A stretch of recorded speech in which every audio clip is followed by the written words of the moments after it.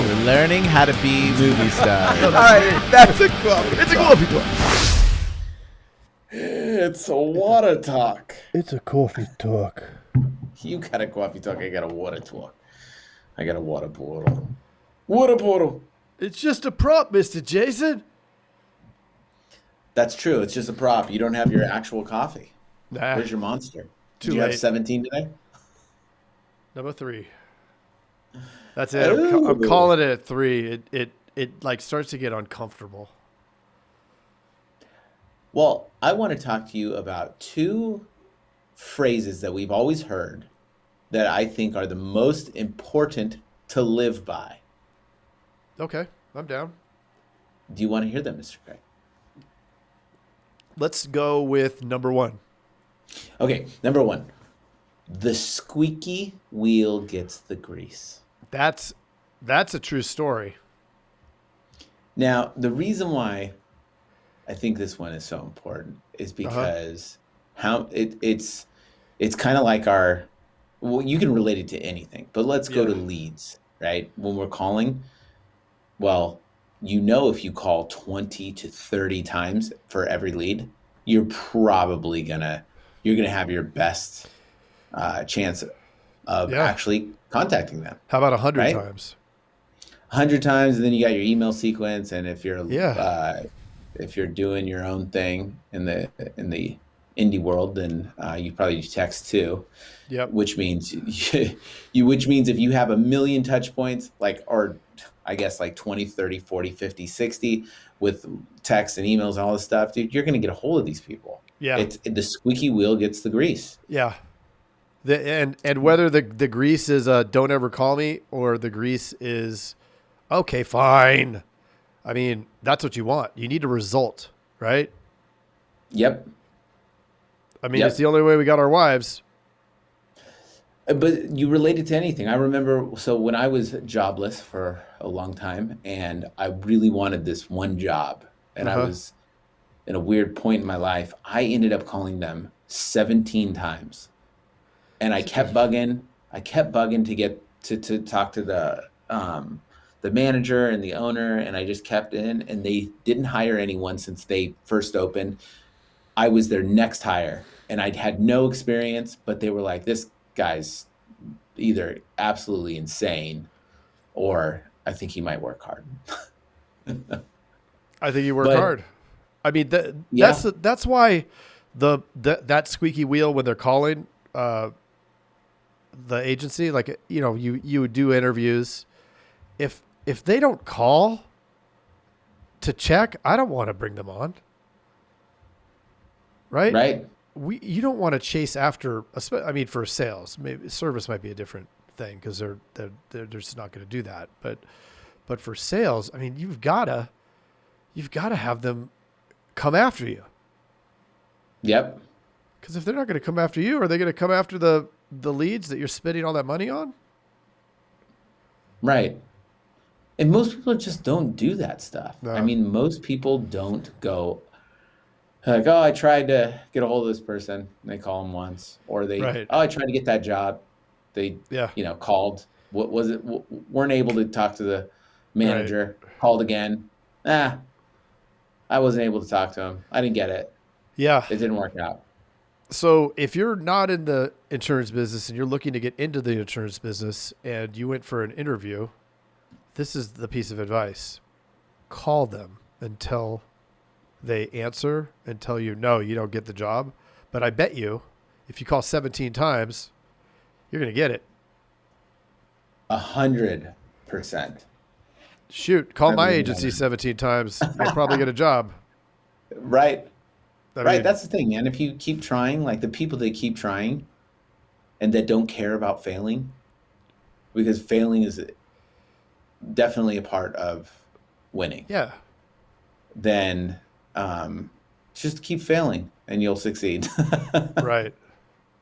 When you were building up your teleteam and the creating sales scripts and all of these things, did you ever fail?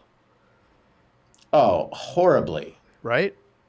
Yeah. You kept after it. You were the squeaky wheel to that process. Yep. Persistence. What's the other phrase, Mr. Craig? Oh, that I don't know. If the car is a rockin', don't come a knockin'. That's a good one. Yeah. It is the early bird gets the worm. That too. That was my next guess. How many times do we procrastinate on stuff, right? We just talked to somebody the other day Everybody that was does it. crushing it with leads. Yeah. And if you heard the episode already, then you know what I'm talking about. But I'm not going Oh. to spoil it. But he was saying that he was writing like 50,000 a year and spending only 500 a month. And now in hindsight, he wished, if I could spend $500 to write 50,000, why didn't I 10x that? Why didn't I just keep going with it? That little voice in the head stops you.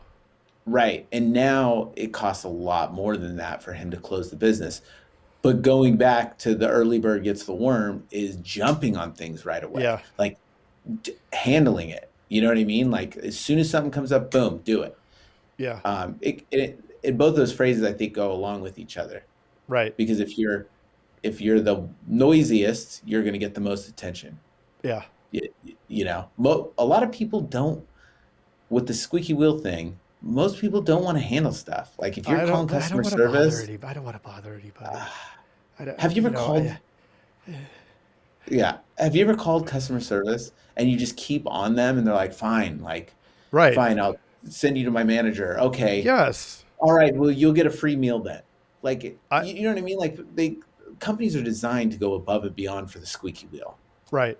I'm not going to be rude or be a pain in the butt, but if there was some injustice in any situation, they're going to realize that I'm not going away until it gets fixed. Right. And I'm going to be as nice as possible. Sometimes I do get frustrated, and I apologize to anybody that has had to endure that. But yeah, I mean, you just once somebody understands. So to put this into the insurance sales perspective, if somebody on the other end of that phone realizes that you are not going to give up, then it's going to be a result. They're either going to pick up the phone and say, "Don't ever call me," or they're going to say, "Okay, fine." Right? Yep. Yeah. And then with the early, like, that's why I like those two phrases, because honestly, doers, most people just aren't doers. Oh, I could have done that. I should have done that. If this happens, then I'll do that. Yeah.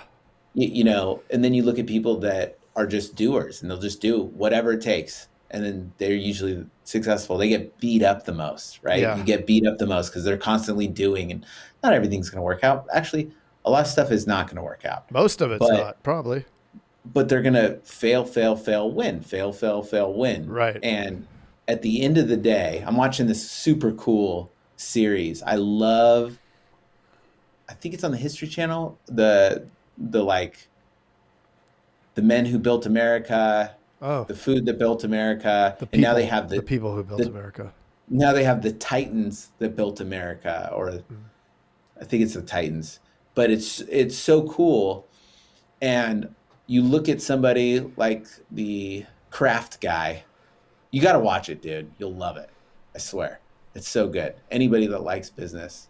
I mean, if they taught this in school, game changer. But anyways, like the guy that teach the important stuff. Right. The guy who built Kraft cheese. Cheese and macaroni? Right. So cheese was unchanged for thousands of years or whatever.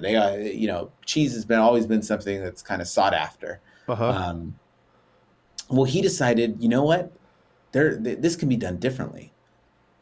And he spent years on trying to develop a new way to do cheese because he just believed in it. And honestly, dude was a little off his rocker. Yeah. And if you look at all the titans in America, or the ones that the people that like changed the game, the Rockefellers, the Carnegies, and all this stuff, they're off their rocker. Yeah, you're off your rocker, Mr. Jason. Yeah, I know that. But here's the thing: like Edison tons of failures, right? But as Right. soon as that one thing works, Yes. it changes from lunatic into genius. Right. A What's the light bulb difference? goes off. Yeah, a light bulb. That's right, Mr. Craig. Sounds like Yes. a light bulb just went off over there. Yes. But isn't that funny? And that's what I was telling my wife. Isn't that funny that you go from it's these people that are crazy, like Uh-huh. Steve Jobs, the And crazy ones, right? yeah. And That well, and whole everybody will tell you how everybody will try to talk you out of doing it too.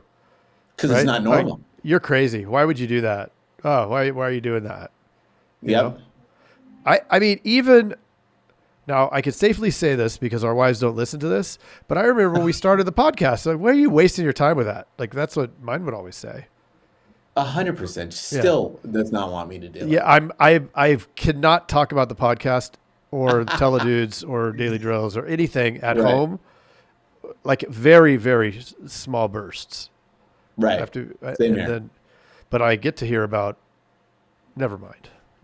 Right. I know where you're going. Just in case. I do have an interesting story that involves my wife about procrastination, though. And Okay. I will know when she's procrastinating when she does something like organize the spice cabinet. Like if Oh, she's doing some like weird thing, then I know that, oh, do you have a deadline or something? And yes. Oh yeah, I'm organizing the spice cabinet. Like some weird thing that would never get done. and That'll dude, we happen. all do that, right? Yeah. Yeah. You go through Like, your day, and this can happen. This can happen hardcore in an agency. It's uh-huh. like at the end of the day, you realize, well, you had to help Sam and you had to help Sarah with their policies because something happened with their Sure. policy, and you got to get it done. When in reality, man, you could have left it to you could have given it to somebody else, and maybe take one extra day or something like that. But then it's like you're not moving the needle on your ultimate goal. Yeah. Move the needle. Well, we did it last week. Remember, we were supposed to be taping the new webinar, and we had to get it done. And in fact, when we did get it done, then we lost an hour of it because the computer crashed. But Right. instead, Jason says we need to organize the hard drive. So instead of using the time to finish the webinar that we had to finish, we're in here organizing the files in the hard drive. They're literally doing the same thing your wife did. Yes. But I'll tell you one thing. Yeah. Like it, and we both knew that we were very aware of what was going on. Yes. And that's why we crushed it the next day. Well, But then we really had to. Like it was. Yeah. Sometimes you got to do that. Like honestly, I don't know if we could have moved on much more. Yeah, I mean, it Letter. is kind of like defragging the hard drive. For Mac users, you won't know what that is, but on a PC, because they don't work well, what happens is you have to like decompress the hard drive. So maybe doing that, procrastinating the way that we did, it was kind of like defragging because it was mindless, and it did have to get done. But on the list of priorities, probably not the highest, but it was No. easy. Well, actually, it wasn't easy, but we could methodically kind of move stuff around and didn't require a lot of brain power. But then we overthought that. Let's organize this episode. Yes. Let's say this. Okay, so you have the Titans, right? Uh-huh. The crazy people. They're crazy enough to do things differently. Yes. But they're also doers. Yes. They're the ones that they are the early birds that get the worm. They're the ones that no matter what, they're going to do it. They're also the squeaky wheels. That's the reason why those things happened. And then I think when it comes to organization, you got to organize top priorities first so that you're not doing the stupid stuff. So organizing, making sure that the stuff that you're doing and that you're being the early bird on are the things that are the most important. And I think if you take the time to organize that, then you use the mantra of that, you're going to be the early bird, that you're going to be the squeaky wheel, no matter what, that I think that's the recipe for success. Yeah. that squeaky wheel also speaks to consistency, right? It's consistency and persistency, which we talk about with consistency. We talk about that. And I won't resistancy that at all. Resistancy. And that's a coffee talk. A coffee talk. Thank you. And by the way, if you happen to be listening on iTunes or Spotify or iHeartRadio or Stitcher or any of these places, Amazon, it's even on the thing in my car. It says it, Insurance Dudes, but I don't like that platform. All you got to do is push the little box that's right next to the picture of Jason and I. It says follow or it says subscribe. You just go ahead and you smash that. Smash it or touch it. And voila. What will pop into your phone on a consistent basis, because we're talking about consistency, on Mondays, you're going to get what? You're going to get a coffee talk. On Tuesdays, you're going to get an interview. On Wednesdays, you're going to get the second half of the interview. On Thursdays, we don't even know what they're putting in there, but it's some kind of magic. And then on Fridays, yet another coffee talk. That's one episode a day that you can put into your ear while you're driving to work or while you're driving home. Or you can put it in your nose. Why not? Or your eyes. Like your eyes on YouTube. You can put it in your eyes on YouTube. Put it in your eyes on YouTube. We don't have a smell delivery mechanism yet, and you probably don't want it. It's in development. It's needed. That's a coffee talk. It'll smell like coffee. Thanks, guys. We appreciate all the listeners, and we love it. The messages we get, and the emails. So thank you so much. Yep. And thanks, Mom. Yeah. Thanks, Mom. Bye.